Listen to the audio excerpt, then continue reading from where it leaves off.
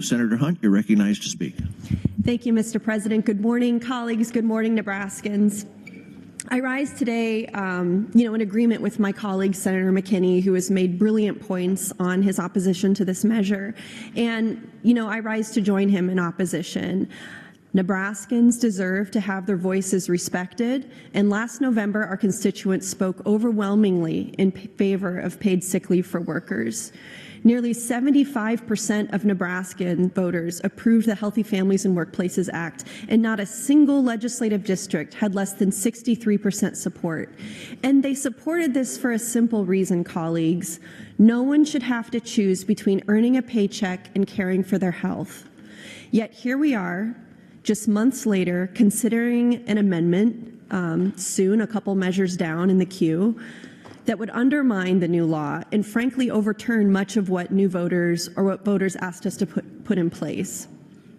It carves out whole groups of workers from coverage, waters down enforcement, and it's an attempt to rewrite the voters' decisions to take away benefits Nebraskans overwhelmingly demanded. So what I want to speak about is Amendment 722, which is not on the board yet, but I know that we are kind of in a standoff? That's too strong of a word. It's not the right word, but the conversation or the conflict that we're having is, are we going to get to that amendment or are we not? And it's my intention to speak about that amendment before we get to it, if we are going to get to it, because I want colleagues to think about what that amendment means during our time for extended debate today. AM 722 guts key parts of the paid sick leave law.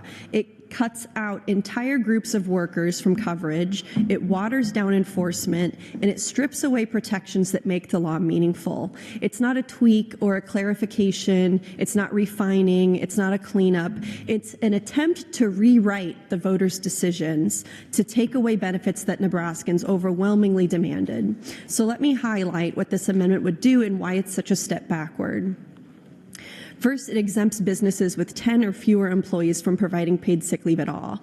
Colleagues, that's a huge exemption.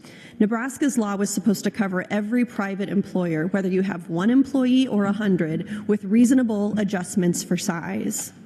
Voters understood that even if you work at a tiny diner or a small town grocery store, you should be able to earn a few sick days. But under this amendment, if your workplace has 10 or fewer people, you're out of luck. 0 guaranteed sick days. Think about who that leaves out. The waitress at a family-run cafe with 6 employees, no paid sick leave. A farmhand at a dairy farm, none. A cashier at a gas station, none. These Nebraskans would lose the very benefit that we voted to give them. That's not what the people asked for. In fact, they explicitly wanted all workers protected, not just those at big companies. So why should a nurse's aide at a small elder care home have fewer rights than one at a large hospital?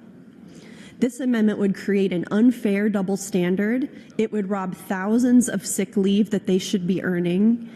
And second, the amendment excludes certain types of employees altogether, notably seasonal and temporary agricultural workers and any workers under 16. Colleagues, these exceptions are as troubling as they are cruel. Our agricultural workers, many of whom are seasonal, do back-breaking work to put food on our tables. They get injured, they get ill, they're human. They deserve the basic dignity of a paid sick day if they need it. This amendment tells them, no, not you. You don't get this protection. And it's the same of our youngest workers. The teens bussing tables or stocking shelves. If a 15-year-old catches a nasty virus, do we really want them handling food at a fast food restaurant because they can't afford to stay home? Excluding these groups isn't just morally wrong, it undermines public health. Illness doesn't check someone's age or what type of job they have. A sick farm worker can spread the flu just as easily as any other worker, maybe more so in the close quarters of seasonal housing. A sick teenager in a restaurant can get other customers sick. And this amendment invites more people to work sick, and that endangers all of us. It's no surprise that in states with paid sick leave, workplaces saw an 11% lower rate of flu infection in the first year because people could actually afford to stay home. Time, Thank Senator. you, Mr. President. Thank you, Madam President. You know, colleagues, I rise not just as a senator, but as a business owner. I've owned a business in my district for about 20 years. We've had times when we had 15 employees. I've had times when I had 1 employee. I've had times I had 19 employees. We've had times when we owed hundreds of thousands of dollars. We've had times when we made hundreds of thousands. I understand the roller coaster of business ownership, and I understand how hard it is for small business owners in Nebraska, and in no small part because of different requirements and things that the legislature puts on small business owners, usually in favor of bigger corporations and businesses, while campaigning and paying lip service to small business owners. But then when we get in here and have opportunities to vote, we really just do things that help big business. I feel that. And I know that, Senator Strawman, Senator Moser, Senator Jacobson, there are numerous other business owners in this body, Senator Raybould. And we take our experiences as small business owners, and frankly, we vote very differently. We've come to different conclusions from our experience owning small businesses. And, as someone who's hired staff, who's managed budgets, who's managed payroll, who's built companies from the ground up, who's lost companies, I'm here to tell you that this bill does not support businesses. It undermines the will of the people. It creates confusion, and it sends the message that the legislature knows what's best. Some of you who stood up here and talked about, the government tells me what I have to pay my employees no matter how hard they work, no matter how good they are, and now they're telling me I gotta let them take sick days, quote unquote, also unearned. Imagine being one of your employees, senators, and sitting here listening to you say things like that. How insulting that is to the work that you're asking people to do for you to make you money so that you can be here, undermining their rights and their will. How insulting and embarrassing for you. I think that if you can't afford to stay in business if your employee takes a day off, you should just say that. If your shop is going to close, if someone is sick one day, maybe you've got bigger problems. As a business owner, I believe the most valuable asset is our people. And when your employees are sick, or worse, when their kids are sick or people that they have to take care of are sick, every employer knows that productivity, morale, and even the customer experience, even the sales, suffers if we expect our employees to just tough it out. Paid sick leave isn't a burden. It's an investment in a healthy workforce, and it's an investment in long-term stability. And for me as a business owner, it's an investment in my bottom line.